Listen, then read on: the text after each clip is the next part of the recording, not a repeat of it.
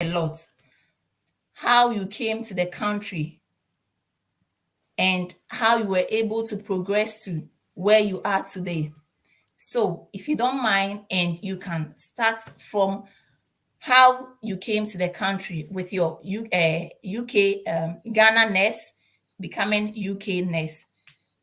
So, what were the requirements that you needed to be a UK registered nurse? Okay, thank you very much, Alberta. And then, sorry guys for not having a TikTok account. It's not an intention. It's just I've not gotten time to create one yet, a personal one yet. I've got one for my ministry, but not one a personal one yet. So sorry if you cannot see me. So sorry for that. Yeah, thank you very much for having me. And then I think it's a good opportunity to share my experience with the brethren. And then I think sharing is caring.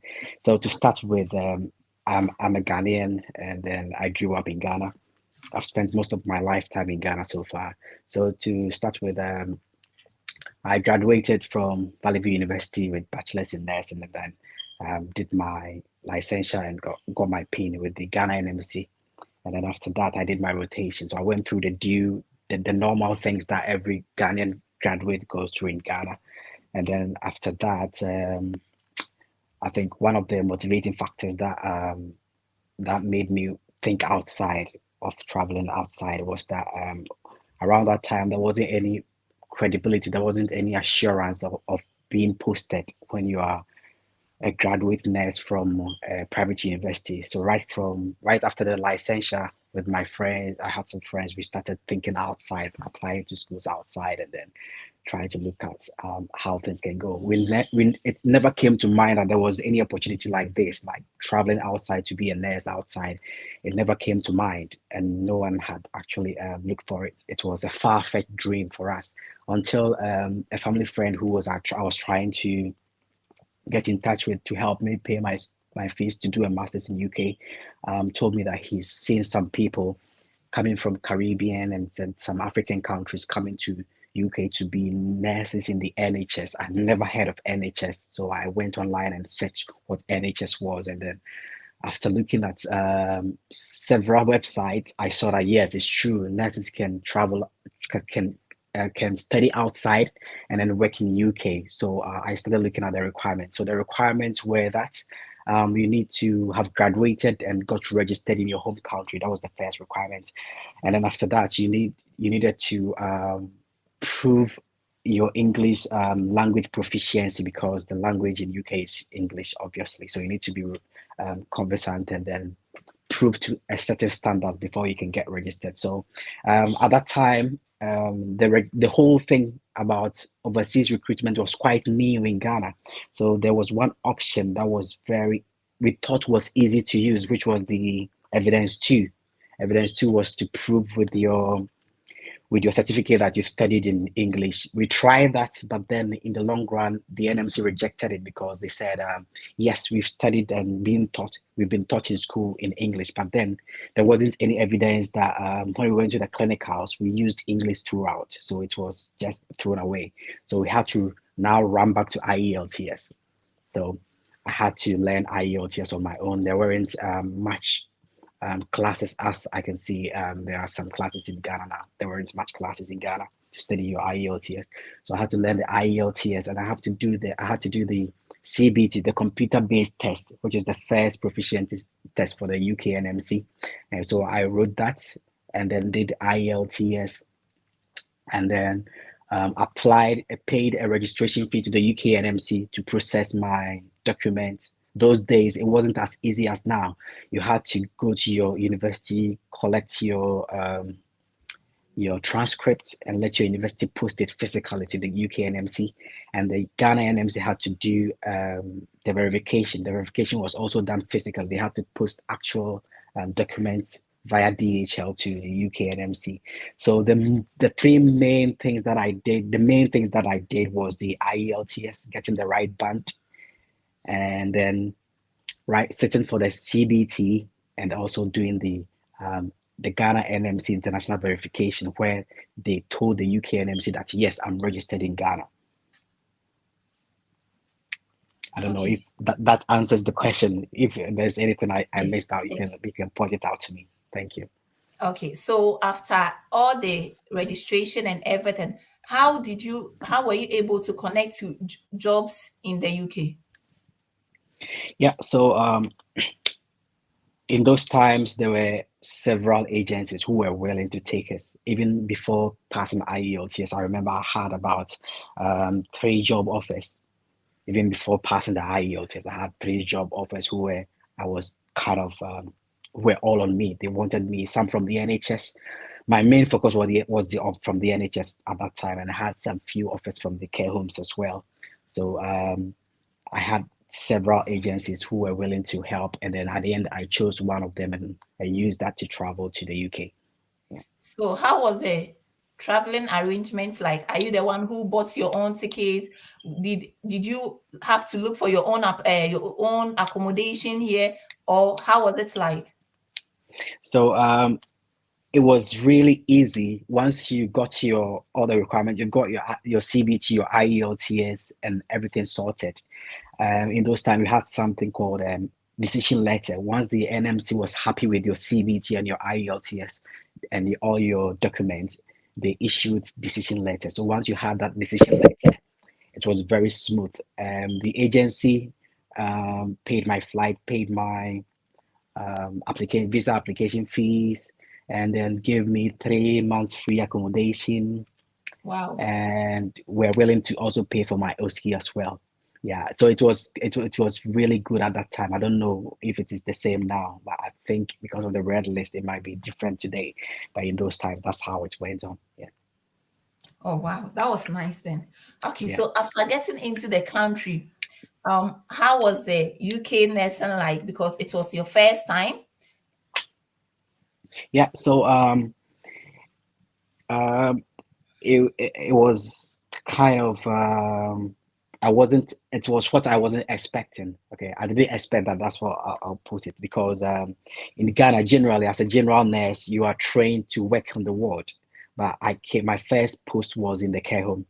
Okay. And then you can see that although we do geriatrics in nursing, but that geriatrics is kind of more medical. It's not care home based. So when I came to the care home, it was a completely new thing to me, and then I was kind of blown away. Everything was overwhelming because it was kind of learning everything, and then learning everything again. It's kind of a new setting, so it was kind of challenging for me in the beginning, but with time, I studied it, and then I got used to the place. Yeah. Okay, that's nice. Also, from the care home, where did you go to? Like which hospital again, or you went throughout in care home? So I started in the care home. So as I said, obviously because of my experience, as time went on, I saw that no, my future is not in the care home. So right after 1 year, 1 year, I had 3 year contract, but after 1 year of working with them, I had to make a very difficult decision, because over there, yeah, I saw that with regards to my personal aspiration and my dreams, the care home didn't align to my long-term personal aspirations. But then it was we were paid better in the care home than going to the NHS. But I saw that if I didn't move to the NHS, there was no way that I was going to achieve my dream. So I had to make a very important decision, and very kind of difficult decision of leaving that money. Those times it was really high. And then when I was trying to relocate, my company also decided to increase it just to lure me to stay. But then I was determined to go. So I left that You, money to come you to the chose the NHS to future take. over the Sorry. money. You chose the Yeah, future yeah, yeah. over the Yeah, I money. had to. Yeah, I had to, because yeah, it was, well, that's why I'm saying, based on my personal aspirations, I saw that it wasn't for me, so I had to just do that. But then the money was the main thing. I had to leave that money. It was really high. I had to leave that and come to the NHS to take that band five starting pay. Okay, so the first time when I took my pay slip in the NHS, I almost I really Regret got it. disappointed. I almost regretted, but then I had the bigger picture in front of me. So I always contemplated on the bigger picture to inspire me to move to the NHS. So right from the care home, I moved to the NHS after 1 year of working in the care home, and I moved to the NHS. So and those times you can imagine when you break that contract, that 3 year contract, you have to pay a lot of money back to to the agency, Yeah. to your care home, your initial employer. So I had to pay back all the freebies that I enjoyed, the free flights, all the free accommodation. I had to pay everything in cash back to them. So what I did was that I had to forfeit a 1 month salary. That's my last month. I had to forfeit it. They took everything. So I had nothing on me on that month. And then I came to the NHS and received that kind of mega salary. It was really disappointing. But then I believe that in life, every good thing comes at a cost. So I understood that, and I had that bigger picture. So that was my driving force. That bigger picture was my driving force. Yeah. Okay. So, is it the NHS that you started with this, your schooling of becoming the lecturer, or you also left from the NHS again? So I moved to the NHS. So before I left the care home, um, yeah, I saw that I had to, I wanted to be a lecturer, or pursue PhD in the future. So I had to prepare myself, because if you want to move somewhere, you have to prepare yourself. So I saw that the best way to prepare myself was to get some masters done. So when I was about to leave the care home, I enrolled in a part-time masters in public health, and then I didn't have to leave my job because it was a distance learning. So Okay. I started that masters when I was about to leave the care home. So when I moved to the NHS, I was still doing the that masters. Yeah, I was still doing that masters before I moved to the care home. Sorry, I moved to the NHS. So while in NHS. the NHS, I did the masters, and also in the NHS, I went to the theaters to work as a theater practitioner in the orthopedics. So my first role was in trauma and orthopedics. That's where I worked. So while I was there, I was also doing my master's by distance learning, and then it was over 2 years. So um, when I just graduated around the time I was in the NHS. Yeah, That's fine. Oh, that's nice. So, yeah. from the NHS that you started your masters with a PhD. So, when did you start with this uh lecturing thing? So a point of correction: I don't have PhD yet. Yes. Oh, So sorry. I'm a lecturer with masters in Okay. public health, although I've got bachelor's in nursing. So this is how this is how it went. So after graduating from the masters, I was still in the NHS, Okay. and then I started right after graduating. I started thinking about what I can do with the masters. Okay. There is when you're on the tier 2 visa, you are restricted on on so many levels. You are restricted on what kind of job you can do. You are restricted on so many things. So although I had gotten my masters, but then I was looking at moving into the public health industry to work as a public health practitioner, but it was difficult to do that because it wasn't in nursing, so it would be difficult to move into that. So I was thinking and thinking and thinking, and then naively, I didn't know that you could even teach in university with masters in nursing department. So it hadn't come to mind at all.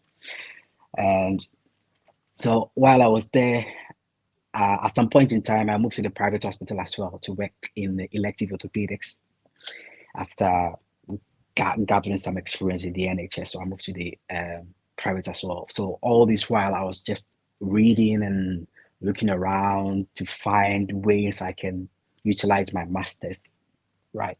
Yeah. And then, as I said, I've got some good friends as well who are. It's always good to get some like-minded friends who are also pursuing the same dream as you. So I had some good friends as well. So they were also sometimes sharing some posts. And then one friend sent a post to me about is a teaching fellow in one of the universities, and I saw that okay, it's something I could apply. So I applied to that teaching fellow post. That teaching fellow is a kind of in Ghana we would say it's teaching assistant or something. It's just really right below the lecturer level, a little bit lower than lecturer, being a lecturer. So I applied to that university, and that was my first outside nursing application. So when I applied to that, I went to the interview, and it didn't work. It came back that those kind of default. We regret. Yeah, we regret to tell you that. We are sorry to tell you that emails came back. Okay, and they called me as well, and they said, okay, you did well. They told me the good points, but then they told me, they would tell you, but the other candidate was a little better than you. So yeah, so we are sorry. So that's how it went, and then so that all, although it was disappointing to hear that, but it gave me some assurance that once I was shortlisted for interview, it means that I can do it. There's possibility of moving into that industry. So instead of that bringing me down, it's actually motivated me to do more. Yeah, to now focus on searching for more jobs in academia. So that didn't work. And then after reading some reviews online, I saw that when you work in areas like clinical educator in the NHS, we got basic clinical educator roles. I saw that those people who work in those roles usually easily move into academia. They find it easy getting those academic jobs. So when I saw that, I wanted to run back to the NHS from the private hospital to look for those clinical educator jobs. So I applied to one as well, shortlisted. I went for interview, but then they told me that job is for is it secondment. Secondment means that I have to be in the trust before they can pick me. So I didn't get that. But then I always chased for feedback from all those interviews. So I chased that feedback for that interview. They told me at the place I did well, how I can improve myself, and then I used that to chase for another job. And then I applied to another university. This time it was a full lecturer role. And for this time, I got the role, I got the job, and I was really happy about that. But then when I was about to apply, when they were about to issue my certificate of sponsorship for that role, there was a problem. The problem is that unlike the nursing and those shortage occupation list, being an academic or being a lecturer in the UK university is not a shortage occupation job, which means that for those jobs, the Home Office has got some threshold of salary that your employer is willing to give you before they can give you COS. Okay, so if maybe for nursing, because it's shortage occupation list, even if you earn even if your trust gives you 25,000 or something, you can still get COS. Yeah. But with the academia, for you to get a COS from a university, they should be willing to pay you some certain amount, maybe higher than what nurses get. Yeah. But the problem with that university that I had gotten offer from was that their starting pay for my contract was lower than what they call it the going rate of the Home Office. So because it was lower than the going rate of the Home Office, they couldn't employ me, because if they employ me, they wouldn't be able to get a COS for me. Yes, for you. Yeah. Yeah. For settled people like citizens and those who got their ILR, that wouldn't be a problem because you wouldn't need any COS or anything. So it would be okay for them. But for me, who would need a COS, they should be willing to pay me that paying rate, that going rate. So it is something that those who are watching us can search online. The Home Office have got going rate for those jobs which are skilled worker jobs, but then they are not on shortage occupation list. Yeah. So that was I learned that through the painful way, because you can imagine I'd gotten the offer, that dream job I was looking for. I'd finally gotten it, but then this bad news came that because the salary wasn't equal to the Home Office going rate, I had to forfeit it. So even that university's that department head of department of that university called me and apologized, and he was really frustrated that it happened that way because they had gone through the checks and everything. It was just a click to give you that COS to just apply and then move on. So it didn't work out. So now I knew that for my next job search, I have to look for jobs or academic jobs that were willing to pay either equal or Oh, above that going rate of the home office. Okay, so I learned that through the painful way. living a Uh, painful year. yeah, so you can imagine it was really frustrating. I had told my friends, my family, we were all happy, and then this bad news came in. So again, A blow that was to you. supposed to, yeah, that was a big blow, and that was supposed to stop me. But then I decided that, okay, um, if it is just a salary matter, then I should just look for jobs that will give me uh, the right salary that home office will be able to use that to give me a COS. So now I went on to I went online again searching for jobs, and then funny enough, I came across that a lecturer role that was perfect for that salary that would give me a Sponsorship. COS, a sponsorship.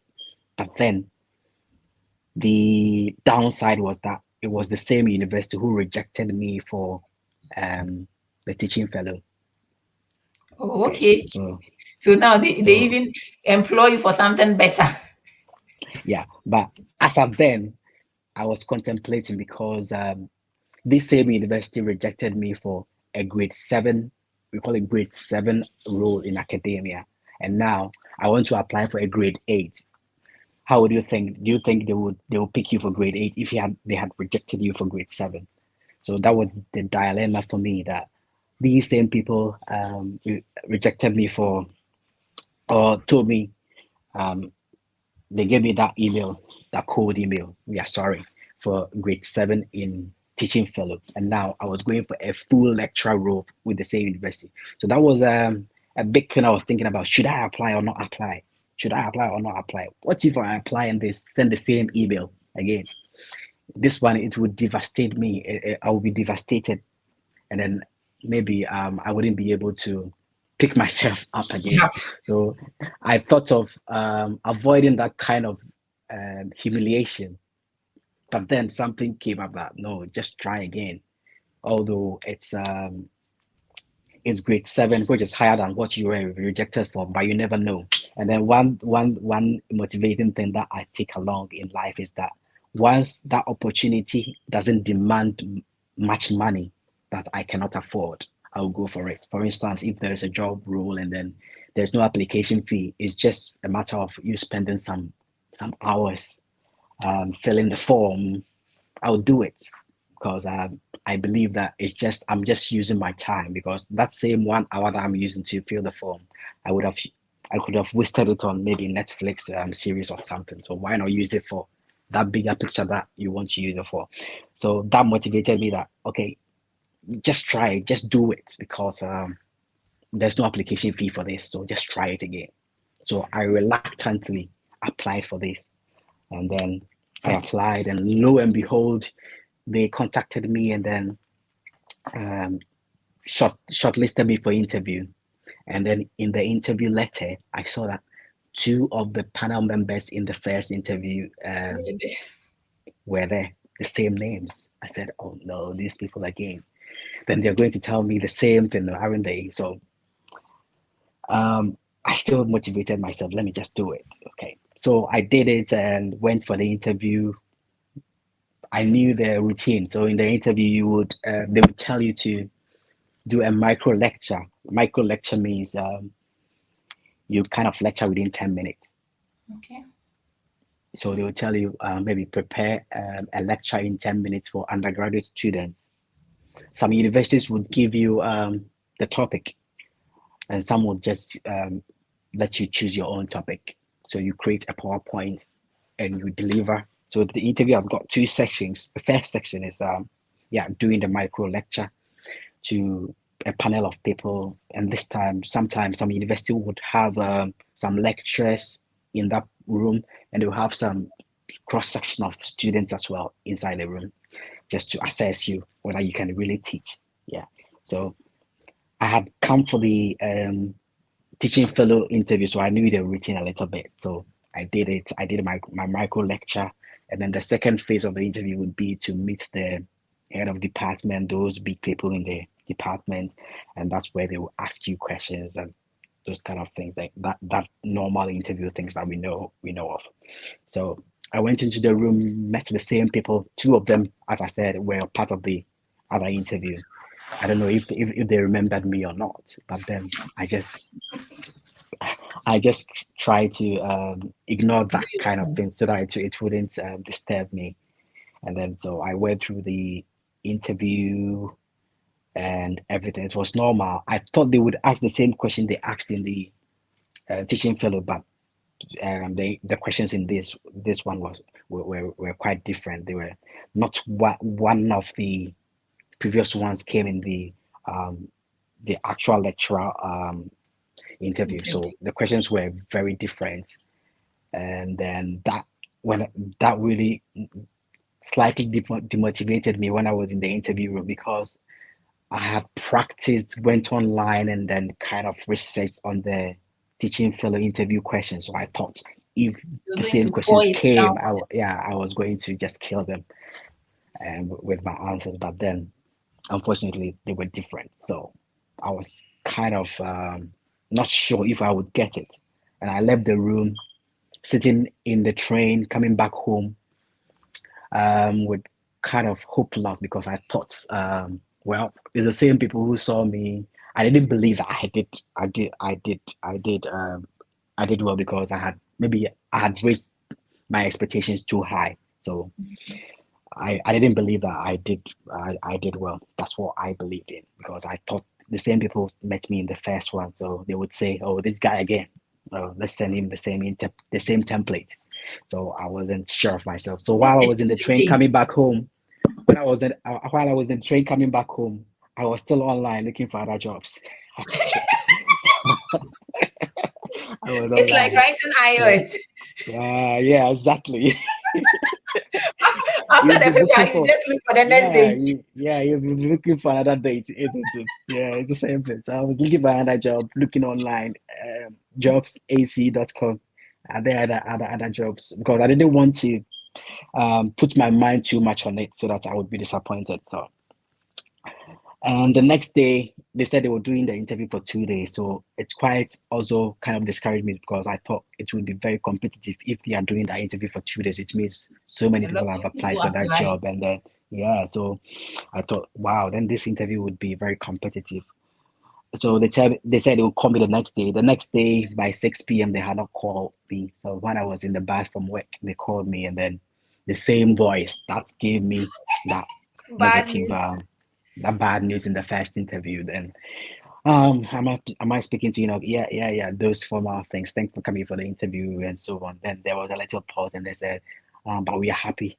We want to we want to give you the job. And I was so happy because I knew that for this, once I've gotten the job, because I've done my research and I knew that I was going to get a certificate of sponsorship. It wasn't like the other university who couldn't give me a certificate of sponsorship. This one I was assured that once they said they had given me the job, I was going to get a certificate of sponsorship. So once they said that, I was very happy. I remember when I was in the bus and I had not reached where I had to alight, but then I had to press the bell. Otherwise, I would disturb the people in the bus. So I just pressed stop and then went down to listen to the rest of the news. And then, yeah, so that's how it went. That's how it went in a nutshell. If you leave me, I'll talk and talk and talk. So feel free to prompt me when I'm talking too much. Okay. Because that's your job is to talk. Yeah. That's my So job my now. okay, that's nice. So Yeah, how was it like combining school, work, and family life in the UK? Because I know work alone is stressful. yeah. So it's not easy, especially if you go by my option. My option was I self-funded myself for the masters. So I've got some friends in the NHS who are sponsored by the NHS to do their masters. They're doing maybe advanced nurse practitioner masters also. So for that case, they would give you some steady days. But for this, I had gone for the my own troubles, kind of. Yeah. So there wasn't any way I was going to get steady leave from my employer. Okay. So I had to um, find my own time, find my own strategies of learning. The good thing is that it was because it was distance. The only um, deadlines were the submission of the assessment and those things. But for the classes and other things, sometimes they would do Zoom. They would tell you the days. Ahead. They would tell you days ahead so that you prepare for the Zoom. Sometimes you've got the materials. They've got some recorded lectures, and then you just utilize those materials online, and then you learn. And then you've got the library is online. You've got the textbooks, the reading list. You just read them, and then you make sure you submit your assessment on time. So yeah, you have some those that kind of flexibility. So when I was off during my off days, that's when I used to kind of work on my assessment and my assignment, and then yeah, reading a lot of articles. So you just have to find time. Really, you need to plan and find time. Otherwise, it wouldn't work. You need to really plan and find time during your off days. The only downside was that I wasn't able to pick up overtime in the NHS. So that was the trade-off. So that was the only downside. But then once you plan, maybe in NHS, usually you got 3 days of some of the weeks. You've got 4 days off in some of the weeks. You just have to plan and then know which of the days you're going to work on your assignments and submit them. And you have to be conversant with all the deadlines so that you make sure you're not submitting late and so on. So that's how it's all about planning. That's what I would say. Okay. So, in Yeah. what would be the advice you give it to someone who is new in the country with skilled worker who also wish to have a career progress or to progress in her career? Will you advise the person to do it, or you see it's not worth it? Yeah, progress is very important. Is very important wherever you are, whether in Ghana, wherever you find yourself. It's though it's challenging, but then it's rewarding in the end. So my advice is that there are lots of opportunities in this country. Okay, I think that's one of the difference between where I came from and then here. The difference is the opportunities, right? So once there are lots of opportunities, and these opportunities are fair, okay, you don't need to know some big man. That's what I would say. You don't need to know some big man to go to achieve your dream. All that you need to do is that know where you want to be, your short-term goals, and then your bigger picture. That's your long-term goal. So you have to be sure and then very specific of what you want to do in this country. So when I came in, I saw myself that I told myself that after 5 years, even before I get indefinite, I have to be here. I have to be here. So I have got those kind of short-term goals and the bigger picture. So when you see my experience, you would see that I was hopping from one employer to the other. Why? Because if I stayed in one employer and I saw that no, this employer is not going to help me achieve my dream, I just moved to the next one. So that was what I was doing. So my bigger picture was my driving force. So I was always looking at it. So be sure of your bigger picture, and that will always motivate you. Aside being sure of your goal and where you want to be, you need to know what is expected of you to reach that goal. Okay. I saw that before I can move to the academia or teach, I need to get some postgraduate certificate or some postgraduate degree. So you have to prepare yourself. You have to know what is expected of you and then prepare towards it. I knew that it was going to be quite difficult to switch to the academic role before indefinite leave to remain. I knew that it would be difficult or quite challenging. But then I knew that whilst it would be difficult, I had to still prepare myself by enrolling in some master's course so that even if I wasn't able to move in before indefinite leave to remain, I would be able to move in after indefinite leave to remain when I would have no restrictions. So you get the goal and then you prepare yourself for the goal. Okay. And then after preparation, then you pursue. The pursuing aspect is what I did, applying and trying several options, although I get some rejections and I got some kind of positive feedback, and then some of them were in the middle where I got the offer and then later it was taken away from me. That's the pursuance level. That one demands determination. Okay, so once you have the goal, you've prepared for it, you have to be determined to pursue those kind of options and those kind of opportunities, like applying and then preparing yourself for those interviews to get those opportunities. So in a nutshell, you have to get the goal, prepare yourself, and then pursue the goal. Good. Okay, Enoch. So, what would be your last words to my both Okay, subscribers and followers? yeah, I would say that